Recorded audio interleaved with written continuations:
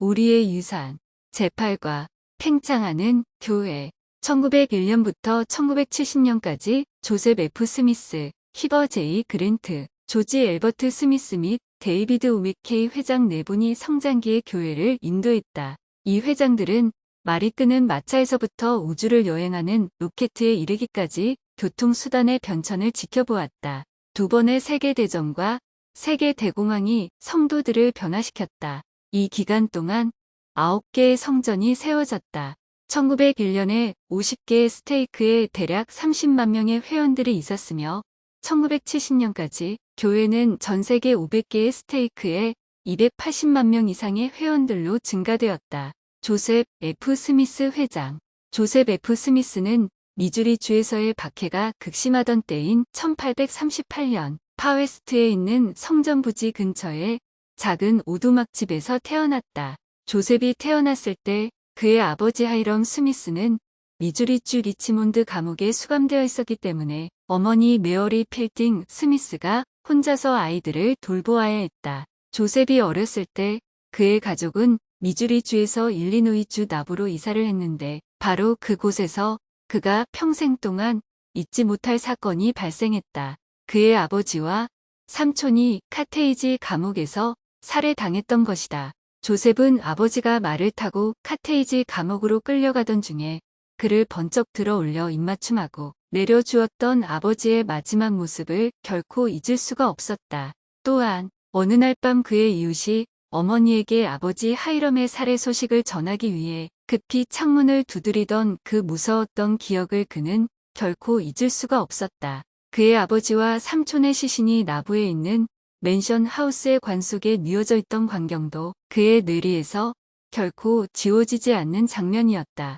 소년 조셉은 그날 밤 사이에 어른이 다 되어버린 것 같았다. 메리 필딩 스미스와 그녀의 가족들은 나부에서의 탈출 행렬에 합류했다. 7살 된 조셉은 마차를 모는 일을 했다. 조셉이 13살이 되었을 때 그의 어머니마저 세상을 떠났으며 그가 16살이 되기 전에 그는 샌드위치 군도 현재의 하와이 군도로 선교 사업을 떠났다. 그가 호놀룰루에 도착한 지 3개월 후 그는 원주민어로 유창하게 말하게 되었다. 그를 성별했던 12사도 팔리피 프렛과 올슨 하이드가 그에게 영적인 은사를 주었다. 21세가 되었을 때 그는 다시 선교 사업을 떠났는데 이번에는 영국에서 3년 동안 봉사했다. 브리감영 회장으로부터 사도로 성인받았을 때 조셉은 겨우 28세에 지나지 않았다. 그 이후에 그는 교회의 4명의 회장의 보좌로 봉사했다. 1901년 10월 로렌조 스노우 회장이 세상을 떠났을 때 조셉 F. 스미스는 교회의 6대 회장이 되었다. 그는 복음 진리에 정통하고 해박하기로 이름이 나 있었다. 그의 설교와 저술은 복음 교리라는 제목으로 편집되었는데 이 책은 교회의 중요한 교리서 중의 하나가 되었다. 20세기가 시작되면서 교회는 몇 가지 중요한 방법으로 발전해 나갔다. 11조에 대한 지속적인 강조와 이에 대한 성도들의 충실한 이행으로 교회는 지고 있던 모든 부채를 청산할 수 있게 되었다. 번영의 시기가 뒤따라 교회는 성전과 예배당과 방문자 센터를 지을 수 있게 되었으며 교회의 역사적인 장소를 구입할 수 있게 되었다. 교회는 또한 솔트레이크 시티에 교회 행정 건물을 지었는데 이 건물은 아직도 교회의 본부로 사용되고 있다. 스미스 회장은 전 세계에 성전이 필요하다는 것을 인식하게 되었다. 1906년 스위스 베른에서 있었던 대회에서 그는 팔을 펴고서 다음과 같이 선언했다. 이 땅에 많은 성전이 들어설 때가 올 것입니다. 그리하여 여러분은 그곳에 가서 여러분의 돌아가신 조상들을 위해 구속 사업을 하게 될 것입니다.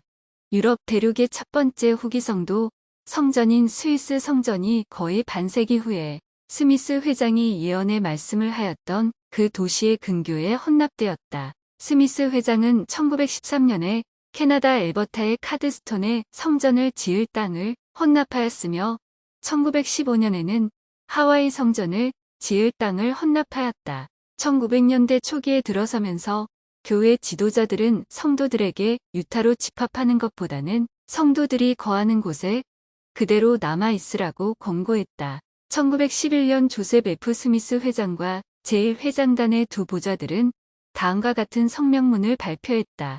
우리의 성도들이 자신들의 땅에 그대로 남아서 전도 사업을 돕기 위한 영구적인 성격의 회중을 형성하는 것이 바람직합니다. 스미스 회장은 별세하기 6주 전에 죽은 자의 구속에 관한 중요한 계시를 받았다. 그는 시연으로 영의 세계에서의 주님의 성역을 보았으며 충실한 성도들이 영의 세계에서 계속해서 복음을 가르치는 기회를 갖게 된다는 것을 알게 되었다. 이 계시는 1976년에 값진 진주에 첨가되었으며 1979년에 교리와 성약 138편으로 옮겨졌다. 히버 J. 그랜트 회장 1918년 11월 조셉 F. 스미스 회장은 작고하기 직전에 당시 12사도 정언회의 회장이던 히버 J. 그랜트 장로의 손을 잡고 이렇게 말했다. 형제님에게 주님의 축복이 함께할 것입니다. 주님이 축복하실 것입니다. 형제님은 큰 책임을 맡았습니다. 이것은 인간의 일이 아닌 주님의 사업이라는 것을 항상 기억하십시오. 주님은 그 어떠한 사람보다도 더 위대하십니다. 그분은 누가 그분의 교회를 이끌어가야 할지를 알고 계시지요. 그분은 결코 실수하시는 법이 없으시지요. 1882년부터 사도로 봉사해온 히버 J. 그랜트는 그의 나이 62세에 교회의 제7대 회장이 되었다. 젊었을 때부터 히버는 그의 목표를 성취하는 데 있어서 남다른 결의를 보였다. 미망인이었던 홀 어머니 세라에서 자라던 어렸을 때 그는 자기 또래의 다른 소년들과 쉽게 어울려 놀지 못했다. 그가 야구 경기를 하려고 할 때 소심하고 서투른 솜씨 때문에 그는 친구들의 놀림감이 되었으며 어느 누구도 그를 팀에 끼워주려고 하지 않았다. 실망하고 낙담하는 대신 그는 여러 시간 끈기 있게 계속해서 공 던지는 연습을 하였으며 결국 다른 팀 선수가 되어 몇몇 지방 경기에서 우승을 하게 되었다. 소년 시절 구두 닦는 일보다 부기 개원이 되는 것이 훨씬 더 많은 돈을 벌게 되리라는 것을 알게 되었던 그는 부기 개원이 되고 싶었다. 그 당시 부기 개원이 되기 위해서는 글씨를 아주 잘 써야 했지만 그의 글씨가 얼마나 악필이었던지 그의 친구 두 사람은 그의 글씨가 꼭 암탉이 이리저리 찍어놓은 발자국 같다고 말하기도 했다. 다시 한번 그는 실망하지 않고 오랫동안 글씨 쓰는 연습을 했다. 그는 글씨를 아름답게 쓸 수 있는 사람으로 유명하게 되어 결국에는 대학에서 습자를 가르치게 되었으며 중요한 서류를 작성하는 데 종종 불려가기도 했다. 그는 주님과 성도들을 위해 봉사하는 데 있어서 최선을 다하고자 결심하였으며 이를 지켜보았던 많은 사람들에게 그는 위대한 모범이 되었다. 그랜트 회장은 현명하고 성공적인 사업가였는데 그의 이러한 사업수단은 전 세계가 공황에 처해 있었고 이로 인해 사람들이 어려움에 처해 있던 때의 교회를 인도하는 데 많은 도움이 되었다. 그는 자립하는 것이 정부가 아닌 주님과 자신이 열심히 일하는 데 달려있다는 것을 굳게 믿고 있었다. 그는 자신이 번 돈으로 많은 가난한 사람들을 축복해 주었다. 1930년대에 전 세계의 다른 많은 사람들처럼 성도들도 대공황기의 실업과 가난의 고통 속에 허덕이고 있었다. 1936년 주님으로부터 받은 계시의 결과 그랜트 회장은 필요로 하는 사람들에게 도움을 주고 모든 회원들이 자립할 수 있도록 돕기 위하여 교회 복지 프로그램을 제정했다. 제1회장단은 이 프로그램에 대해 다음과 같이 말했다. 우리의 1차적인 목표는 가능한 한 게으름의 해독을 일소하고 실업수당의 해악을 없애며 독립적이고 근면하며 검소하고 자존하는 시스템을 우리 성도들 사이에서 다시 한번 세워보는 데 있습니다. 교회의 목표는 스스로 돕고자 하는 사람을 돕는 데 있습니다. 노동은 교회 회원들의 삶을 지배하는 원리로서 다시 한번 높이 평가되어야 합니다.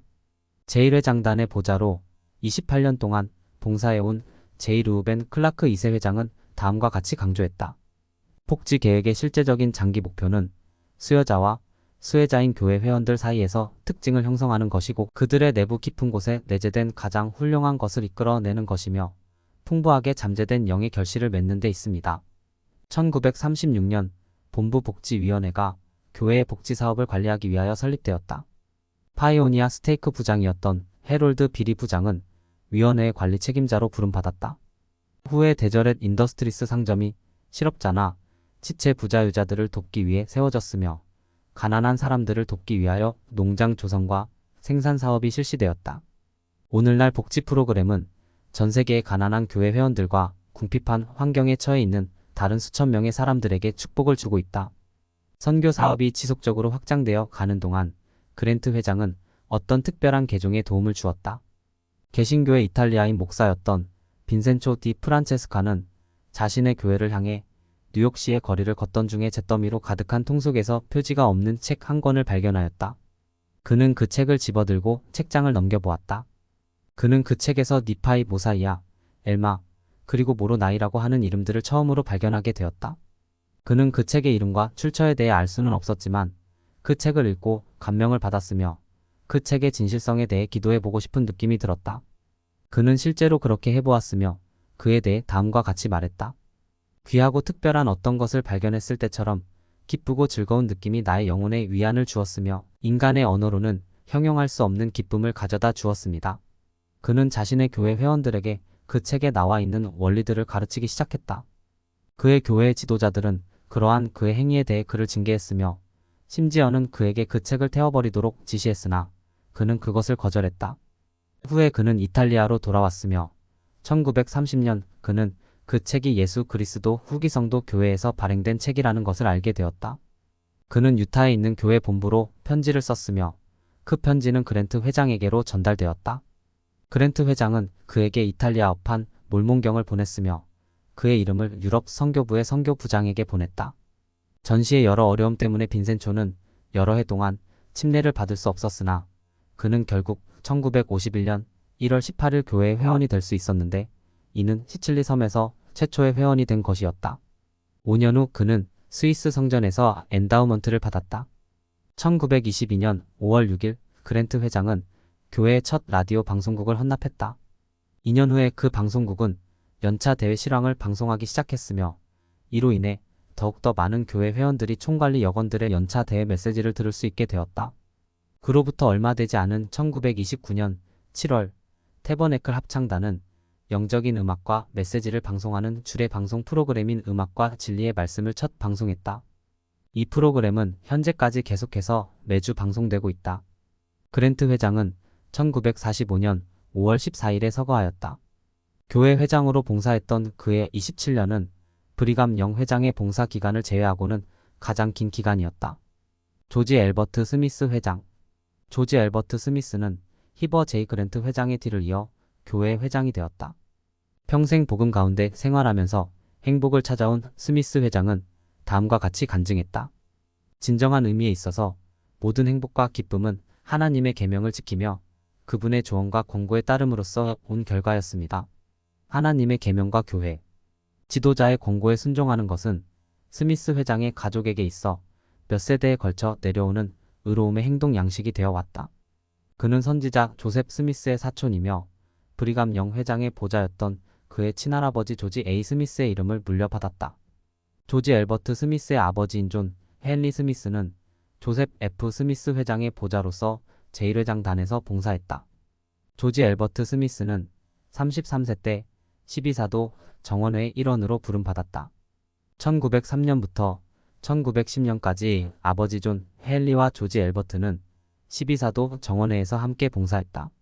이 경륜의 시대에 아버지와 아들이 12사도 정원회에서 함께 봉사했던 것은 이때가 처음이었다. 조지 앨버트 스미스는 좋지 않은 건강에도 불구하고 42년 동안 12사도 정원회에서 충실하게 봉사했다.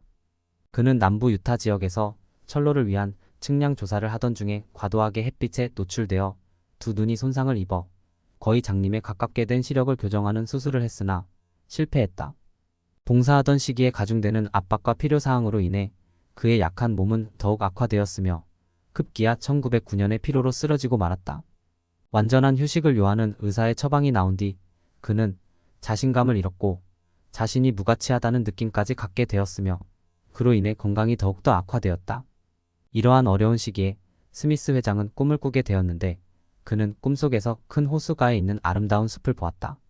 숲을 지나 얼마 동안 걷고 있던 중에 그는 자기의 사랑하는 할아버지 조지 A. 스미스가 그를 향해 걸어오고 있는 것을 발견하게 되었다. 조지는 할아버지에게로 서둘러 가려 했으나 벌써 그의 할아버지가 그의 곁에 와 서서 이렇게 말씀하는 것이었다. 나는 내가 나의 이름으로 어떠한 일을 행하였는지 알고 싶구나. 조지의 마음속에 그의 지난 생들이 파노라마처럼 스쳐 지나갔으며 그는 겸손하게 대답했다. 저는 할아버지의 이름으로 할아버지께 부끄러울 만한 일을 결코 한 적이 없습니다. 이 꿈은 조지의 영과 육체에 새로운 힘을 주었으며 그는 곧 다시 일자리로 돌아올 수 있게 되었다. 후에 그는 종종 그의 생에 있어서 중요한 전환점이 되었던 그 경험에 대해 이야기하곤 했다.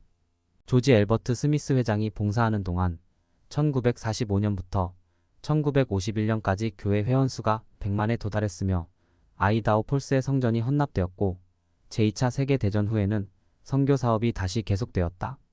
또한 전쟁으로 인해 궁핍하게 된 유럽의 성도들을 구제하기 위한 노력들이 점차 조직화되었다. 교회는 미국에 있는 교회 회원들에게 의류품과 다른 생필품들을 기부하도록 권고하였다. 스미스 회장은 수집한 음식과 의류와 친구류를 유럽에 보내는데 승인을 받기 위하여 당시 미합 중국의 대통령이었던 해리 S. 트루먼 대통령을 만났다. 스미스 회장은 그 모임을 이렇게 기술하고 있다. 트루먼 대통령이 말했다. 교회 회장님은 그곳에 구호 물자를 보내려고 하십니까? 그들의 화폐는 이제 별로 가치가 없는데요. 나는 이렇게 대답했다. 우리는 그들의 돈을 원하는 것이 아닙니다. 그는 나를 쳐다보더니 이렇게 물었다. 회장님의 말씀은 그것을 그들에게 주려고 하지 않는다는 말씀입니까? 나는 이렇게 대답했다. 물론 우리는 줄 것입니다. 그들은 피탄에 잠겨있는 우리들의 형제들이요 자매들입니다. 주님께서 우리들에게 잉여물의 축복을 주셨고 우리는 정부의 협조를 받을 수 있다면 기쁜 마음으로 그것을 보낼 것입니다. 그는 이렇게 말했다. 회장님이 옳습니다. 그는 다음과 같이 덧붙였다. 우리는 할 수 있는 한 기쁜 마음으로 여러분을 돕겠습니다. 그 기부된 물자들이 해외로 발송되기 위해 유타에서 분류되고 포장되는 동안 스미스 회장이 준비 사항을 점검하기 위해 왔다. 후하게 기부된 많은 양의 생필품들을 본 그의 눈에서 눈물이 흘러내렸다. 몇 분 후 그는 입고 있던 새 오버코트를 벗더니 이렇게 말했다. 이것도 보내십시오. 함께 있던 몇몇 사람들이 추운 겨울 날씨에 그 코트가 필요할 것이라고 만류했지만 그는 기어코 그것을 보내게 했다. 12사도 정원회의 에즈라 테프트 벤슨 장로가 유럽 선교부를 재개설하고 구호 물자가 잘 분배되는지 살펴보며 성도들의 영적인 필요사항을 충족시켜 주기 위한 임무를 지명받았다. 벤슨 장로는 초기에 라인 강변에 위치한 독일의 칼스루헤라는 도시에 있는 성도들의 모임에 참석한 적이 있었다. 벤슨 장로는 그의 경험에 대해 이렇게 말했다. 우리는 마침내 모임 장소로 가는 길을 발견했습니다. 그곳은 한 블록 안에 위치해 있었으며 폭격으로 일부가 파손된 건물이었습니다. 우리들이 그 모임에 함께 할 것이라는 소식이 그들에게 전해졌기 때문에 성도들은 우리가 오기를 바라며 그 모임에서 2시간 동안 우리를 기다리고 있었습니다. 그런 다음 저희들이 단상으로 걸어 올라갔을 때 저는 제 생애에서 처음으로 거의 모든 참석자들이 눈물을 흘리는 것을 보았습니다. 그들은 6년 내지 7년 만에 마침내 그들이 시온의 대표자라고 부르는 분들이 그들을 다시 방문했다는 것을 실감했던 것입니다. 야위고 창백한 얼굴을 한 대부분의 성도들은 누더기 옷을 입고 있었으며 신발조차 신지 못한 사람들도 있었지만 저는 이 위대한 마릴의 사업에 대해서 간증하고 주님께 자신이 받은 축복에 감사하는 그들의 눈에서 신앙의 빛을 볼 수 있었습니다. 벤슨 회장이 맡은 많은 임무 중에는 특히 유럽 전역으로 갈 화물차 127량 분량의 식품, 의류, 그리고 의약품의 분배를 감독하는 임무가 있었다. 여러 해가 지나고 토마스 S. 몬슨 회장이 독일 츠비카우의 새로운 예배당을 헌납하고 있었을 때 나이가 지긋한 한 형제가 눈물을 흘리며 몬슨 회장에게 다가와 에즈라 테프트 벤슨 회장이 자신을 기억하기를 바란다며 이렇게 말했다. 그분에게 가시면 그분이 미국 교회 회원들이 모은 식품과 의복 등을 가져오셨기 때문에 저의 생명뿐만 아니라 우리나라의 많은 형제, 자매들이 생명을 구했다고 말씀해 주십시오. 네덜란드의 성도들은 기아에 허덕이고 있던 독일 성도들에게 기독교적인 봉사를 베풀 수 있는 기회를 갖게 되었다. 네덜란드 성도들은 전쟁 중에 많은 어려움을 겪었으며 그 후에 미국 교회의 회원들에게서 복지 지원을 받았었다. 1947년 봄, 그들은 그들 자신의 복지 프로젝트를 실시하도록 요청받았으며 그들은 그러한 복지 프로젝트를 열정을 가지고 행하였다. 그들은 먼저 감자를 심었으며 큰 수확을 기대하였다. 이 시기에 구 동독 선교부의 월터 스토버 선교부장이 네덜란드로 가서 눈물을 흘리며 황폐하고 굶주림에 처해 있는 독일 성도들에 관해 이야기하였다. 네덜란드 선교부의 코넬리우스 제페이 선교부장은 회원들에게 전쟁 기간 동안 그들의 적군이었던 독일 사람들에게 자신들이 재배한 감자를 나누어 줄 수 있는지 물어보았다. 성도들은 기꺼이 동의했으며 그들의 감자 수확이 크게 늘어나기를 기대했다. 추수는 기대한 것 이상으로 좋았으며 네덜란드 성도들은 75톤의 감자를 독일에 있는 그들의 형제 자매들에게 보낼 수 있었다. 1년 후에 네덜란드 성도들은 90톤의 감자와 9톤의 훈제 청어를 독일 성도들에게 보냈다. 성도들이 보여준 그리스도적인 사랑의 표현은 조지 엘버트 스미스 회장에게는 전형적인 것이었다. 그는 그리스도의 사랑의 빛을 널리 밝혀나갔다. 그는 다음과 같이 말했다. 저는 형제 자매 여러분께 이렇게 말씀드릴 수 있습니다. 이 세상에서 가장 행복한 사람은 이웃을 자신과 같이 사랑하는 사람들이며 자신의 삶을 통해 자신의 행위에 의해 하나님의 축복에 대해 감사함을 보이는 사람들입니다. 데이비드 오 맥케이 회장.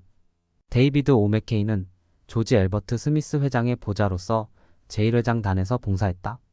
1951년 봄, 스미스 회장의 건강이 다소 호전되었을 때 맥케이 회장과 그의 아내 에머렛 자매는 그동안 연기해왔던 캘리포니아에서의 휴가를 위해 솔트레이크를 떠나기로 계획했다. 그들은 하룻밤을 묵기 위해 유타주 세인트 조지에 머물렀다. 다음날 아침 일찍 맥케이 회장이 일어났을 때 그는 교회 본부로 돌아가야 한다는 특별한 느낌이 들었다. 그가 솔트레이크로 돌아온 지 며칠 후에 스미스 회장은 뇌일혈로 쓰러졌으며 이로 인해 1951년 4월 4일 세상을 떠났다. 데이비드 오 맥케이 회장은 교회 제구대 회장이 되었다. 맥케이 회장은 교회를 인도하기 위해 이전부터 잘 준비해왔다. 그가 8살이었을 때 아버지가 영국으로 선교사 부름을 받았기 때문에 그는 가장으로서의 책임을 떠맡아야 했다.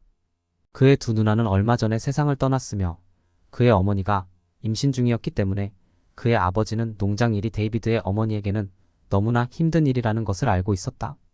이러한 상황 하에서 맥케이 형제는 아내에게 이렇게 말했다. 당연히 내가 선교 사업을 떠난다는 것은 불가능한 일이오. 그러자 맥케이 자매는 그의 남편을 바라보며 이렇게 말했다. 당신이 그것을 받아들여야 한다는 것도 당연한 일이지요. 제 걱정을 하실 필요는 없어요. 데이비드와 제가 모든 일을 잘 꾸려갈 거예요. 그의 부모의 신앙과 헌신은 어린 데이비드의 마음속에 그의 전생애를 통해서 주님께 봉사하고자 하는 소망을 불어넣어 주었다. 32세가 되던 1906년 그는 12사도 평의회 일원으로 부름받았으며 교회 회장이 되기 전 45년 동안 12사도 평의회와 히버 제이 그랜트 회장과 조지 엘버트 스미스 회장의 보좌로서 제1회장단에서 봉사했다. 맥케이 회장은 전 세계에 걸친 교회 회원들을 방문하기 위해 광범위한 여행을 시작했다. 그는 영국과 유럽, 남아프리카, 남미, 남태평양 및 기타 지역에 있는 성도들을 방문했다. 유럽에 있는 동안 그는 런던과 스위스에 있는 성전 건축에 관한 준비를 하였다. 제1회장단에서의 봉사가 끝나기 전에 그는 교회 회원들에게 축복과 힘을 불어넣어 주기 위해 거의 전 세계 모든 곳을 방문했다. 맥케이 회장은 모든 성도들에게 매해 최소한 한 명의 새로운 회원을 교회로 데려오겠다는 결심을 하도록 격려하면서 선교 사업에 대해 재차 강조했다. 그는 모든 회원은 선교사입니다. 라는 권고의 말씀을 반복한 것으로 유명하다. 1952년 복음 선교 사업의 효율을 증대시키기 위한 노력으로 공식적인 전도 계획이 처음으로 전 세계에 있는 선교사들에게 보내졌다. 그 계획은 복음을 가르치기 위한 체계적인 프로그램이라는 이름이 붙여졌다. 그것에는 영으로서의 가르침이 강조되었고 하나님의 특징, 구원의 계획, 배도와 회복 및 몰몬경의 중요성에 대해서 분명하게 가르치는 7가지 선교사 토론이 포함되어 있었다. 전 세계적으로 개종한 사람들의 숫자는 놀라운 속도로 증가되었다. 1961년 교회 지도자들은 모든 선교 부장들을 위한 첫 번째 세미나를 가졌는데 선교 부장들은 가족 회원들이 친구나 이웃과 우정 증진을 한 다음 그들을 자신의 집에서 선교사와 공부하게 할 수 있게 하도록 가족 회원들을 격려하라는 가르침 받았다. 맥케이 회장이 봉사하던 기간 동안 군에서 복무하고 있던 교회 회원들에 의해 아시아에서의 성장을 위한 씨앗들이 심어졌다. 한국에서 군복무를 하고 있던 유타주 아메리칸 포크 출신의 한 사병은 일단의 미군 병사들이 자신들이 조그만 길을 지나가는 동안 한국 민간인들을 옆으로 비켜서게 하는 것을 보게 되었다. 그러나 그 젊은 교회 회원은 그와 반대로 길을 비켜서서 한국인들이 그 길을 지나가도록 해주었다. 그는 또한 그들의 이름을 기억하기 위해 노력했고 그들의 곁을 지나갈 때 그들에게 반갑게 인사했다. 어느 날 그는 친구 5명과 함께 역내에 있는 식당에 갔다. 음식을 기다리는 줄이 매우 길었기 때문에 그는 식탁에 앉아 잠시 기다리고 있었다. 그런데 얼마 있지 않아 한 한국인 노무자가 음식이 든 식판을 들고 그에게 나타났다.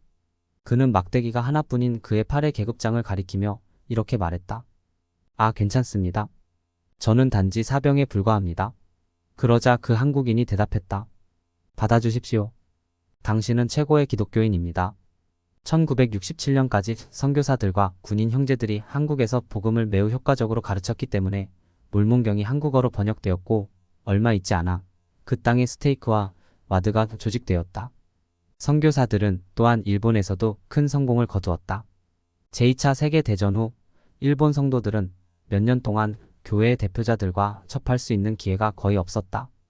그러나 전쟁 후에 일본에 주둔했던 후기 성도 군인 형제들은 교회가 크게 성장할 수 있도록 도움을 주었다. 1945년 타츠이 사토는 홍차를 정중히 거절했던 후기 성도 군인 형제들에게 감명을 받았다. 그는 그들에게 몇 가지 질문을 하게 되었는데 그것이 계기가 되어 침례 받게 되었으며 이듬해에는 그의 가족들도 침례의 물가로 인도되었다.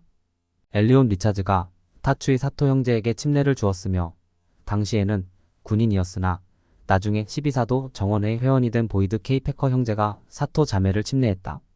사토 형제의 가정은 많은 일본인들이 회복된 복음의 메시지를 처음으로 들었던 장소로 쓰였다. 얼마 후 제2차 세계대전 동안 일본인들과 대항하여 싸웠던 후기 성도 선교사들이 선교 사업을 행하기 위해 일본의 여러 도시에 들어가기 시작했다.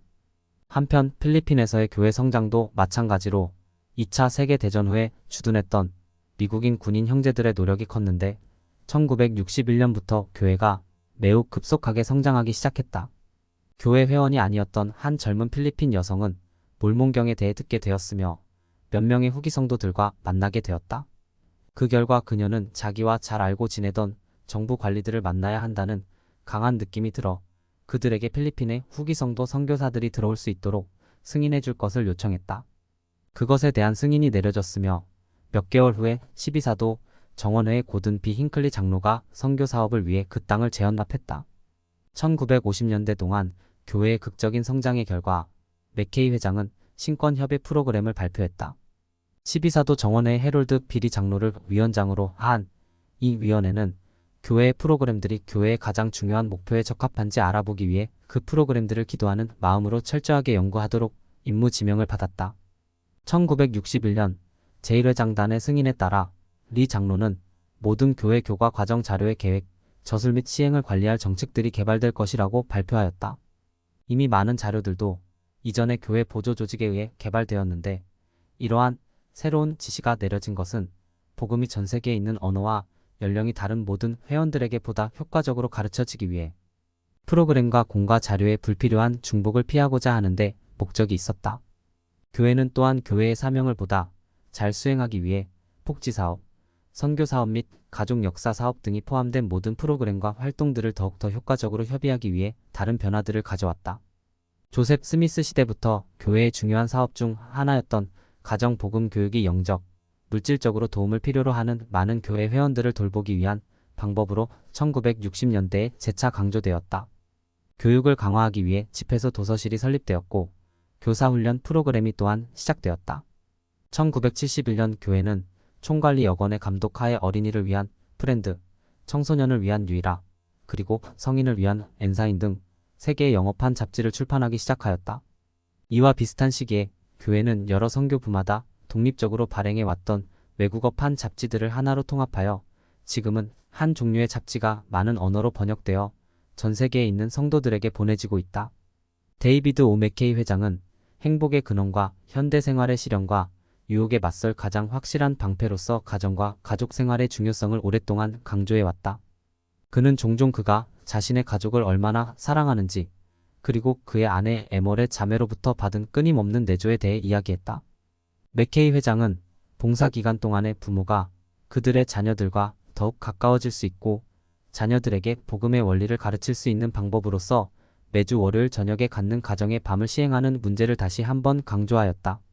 상호부 조회는 가정과 가족의 강화의 중요성을 강조하면서 선지자를 지지했다. 나부에서 처음 창립되었을 때부터 상호부조회는 수천 명의 회원들을 포함하여 크게 발전해 왔다. 여성들은 상호부조회를 통해 받는 가르침과 다른 사람들과의 교제로 인해 개인적으로 뿐만 아니라 가족과 더불어 축복을 받았다. 1945년부터 1975년까지 벨 S. 스패포드 자매가 본부 상호부조회 회장으로 봉사했다. 유능한 지도자인 스패포드 회장은 1968년부터 1970년까지 미국 여성평의회 회장으로 봉사하는 동안 전국적으로 인정을 받기도 했다. 맥케이 회장은 1970년 1월에 96세를 일기로 세상을 떠났다. 그는 거의 20년간 교회를 관리했으며 재임 기간 동안 교회 회원 수가 거의 3배로 증가했고 전 세계에 복음의 메시지를 전하는 데 커다란 발전이 있었다.